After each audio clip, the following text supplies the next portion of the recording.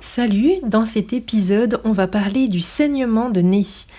Savoir pourquoi il survient, savoir quand consulter un médecin et quels sont les bons gestes à adopter pour stopper ce saignement de nez et également quelle thérapie naturelle utiliser en huile essentielle et en homéopathie. Moi, c'est Stéphanie de Santé au Naturel. Régulièrement, je te donne des conseils, des astuces, des bons gestes pour soigner des maux que tu peux soigner par toi-même. Je te donne les remèdes naturels que tu peux utiliser.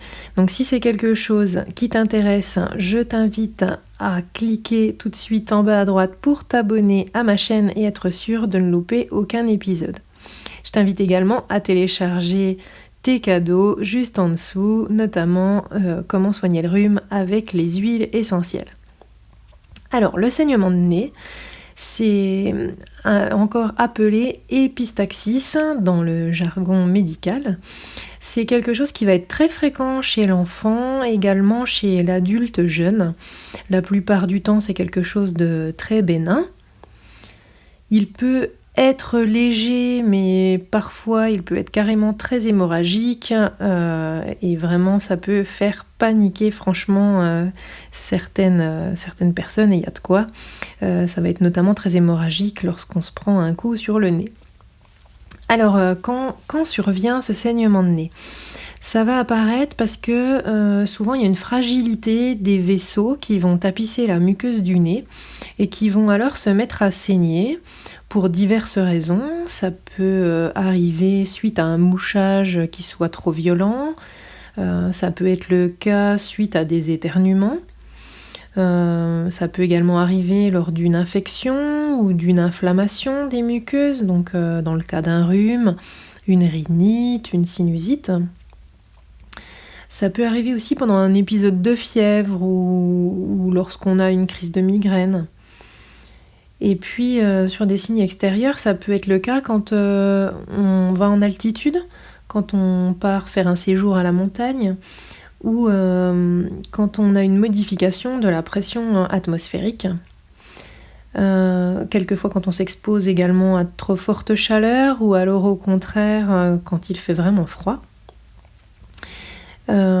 Suite à un exercice physique sportif un peu plus important ou alors lorsqu'on a un stress important ou une émotion importante, et ça peut être le cas également lors de la grossesse.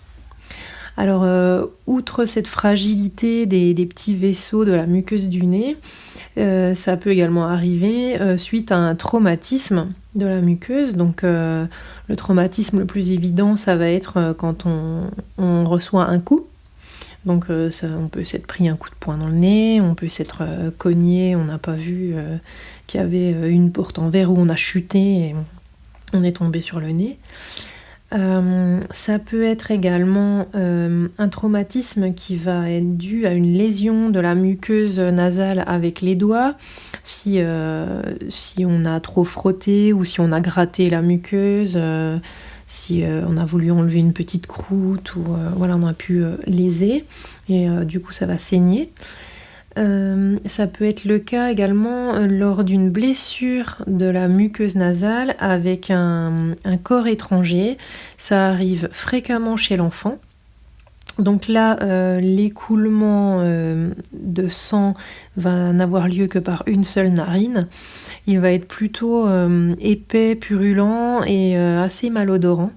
Donc dans ces cas-là, il conviendra vraiment de regarder à l'intérieur de la narine de l'enfant, si besoin prendre une petite lampe.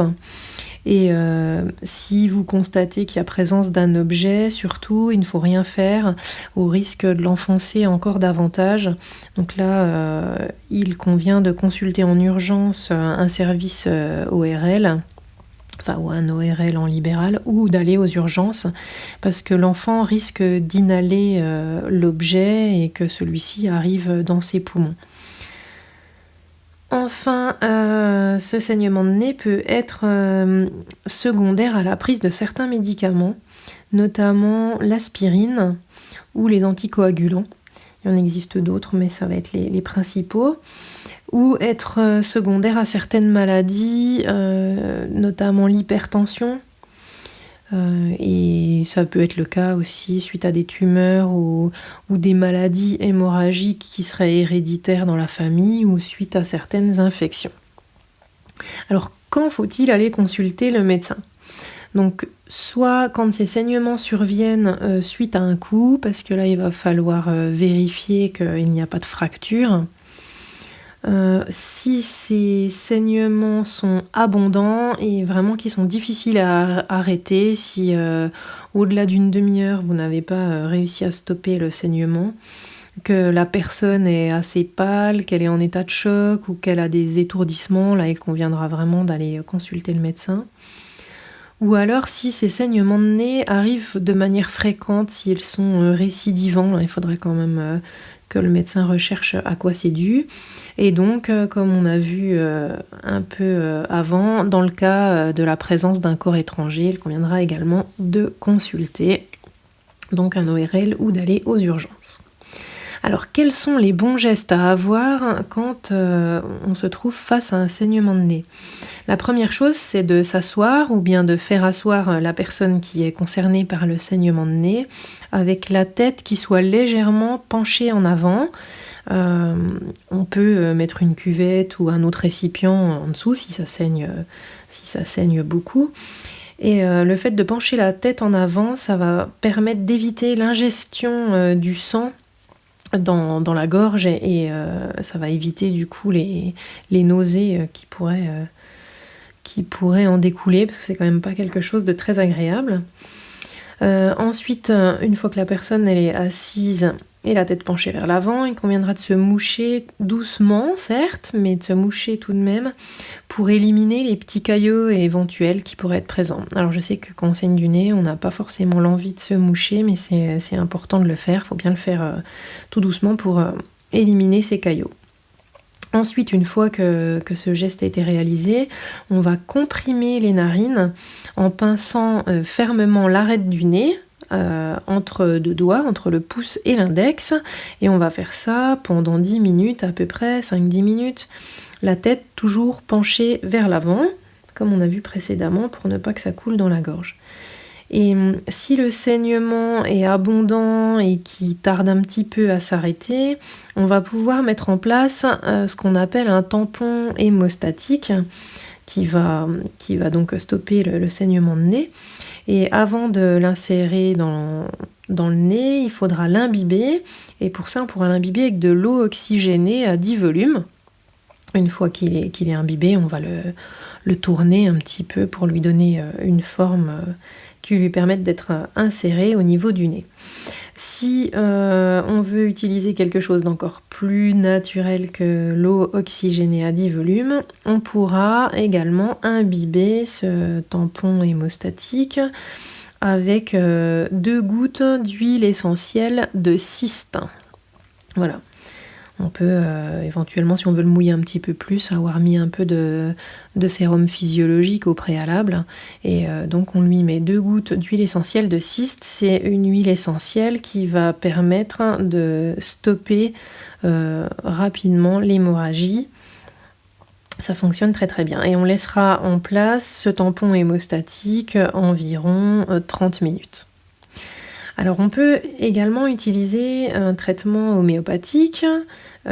Pour ça, il faudra prendre China en 9 CH et un second traitement qui s'appelle Millefolium, donc millet comme 1000 et folium, 5 CH, et on prendra 5 granules en alternance de chacun de ces 2 remèdes toutes les 10 minutes.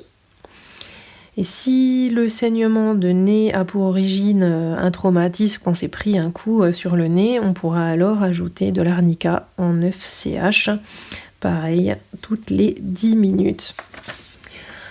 Ensuite, une fois que l'écoulement sanguin est stoppé, il faudra faire attention à éviter tout effort physique et également ne pas se moucher pendant au moins 3 à 4 heures pour éviter la reprise du saignement, bien évidemment. Alors pour des personnes qui vont avoir tendance à saigner du nez de manière régulière, ce sera intéressant d'appliquer une pommade graissante régulièrement au niveau de la muqueuse pour éviter que celle-ci ne s'assèche. Il existe des pommades spécifiques, hein, mais on peut nourrir avec plein de choses. Il existe une pommade qui s'appelle pommade HEC, mais on peut mettre aussi de l'homéoplasmine, on peut mettre de la vaseline, pourvu que ce ne soit pas desséché. Pour éviter ce dessèchement de la muqueuse, on va pouvoir également humidifier l'atmosphère. Donc pour ça, on pourra utiliser un humidificateur, on peut utiliser des saturateurs au niveau des radiateurs également. Et en homéopathie, en préventif, on pourra utiliser un traitement qui s'appelle Ferrum phosphoricum en 15 CH. Et là, il conviendra de prendre une dose par semaine pendant 2 mois de temps. Et on fera ça 2 à 3 fois par an. Voilà, c'est tout pour aujourd'hui. J'espère que ce podcast t'a plu. N'hésite pas à t'abonner à ma chaîne, à me laisser un petit commentaire ou un petit retour d'expérience si tu as d'autres astuces ou des petites choses à nous transmettre, et à le partager avec quelqu'un à qui ça pourrait servir. À très vite, ciao!